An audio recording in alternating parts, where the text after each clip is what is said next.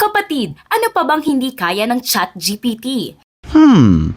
Alam niyo ba na viral ngayon ang isang bagong Instagram challenge kung saan ang mga user ay humihiling sa artificial intelligence chatbot na ChatGPT na insultuhin o i-roast ang kanilang Instagram feed.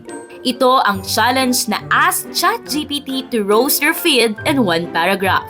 Kinaaliwan ito ng netizens dahil sa accuracy at prangkang sagot nito sa kanilang prompt. May ibang nag-share kung gaano ito katapat na para bang kilalang-kilala na sila ng AI tool. Habang ang iba naman ay natuwa dahil sa pakiramdam na mayroon ng pumansin sa kanila. Pero paano nga ba ito gawin? Para sa challenge na ito, kailangan ng mga user na i-download ang ChatGPT app at ipadala dito ang mga screenshot ng kanilang Instagram profiles kasama ang prompt na roast my Instagram feed in one paragraph para makuha ang nakatatawang description ng kanilang mga posts at saka isi-share sa kanilang IG stories.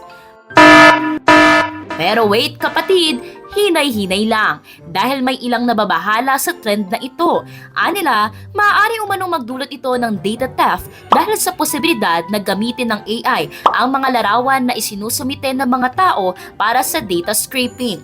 Ayon sa cybersecurity expert, ang usapan gamit ng chatbots ay hindi lamang sa pagitan ng user at ng AI dahil palaging may mga tao sa likod nito. Kaya naman paalala nila maging responsable sa paggamit ng AI chatbots at manatiling alerto sa mga potensyal na banta sa privacy at security.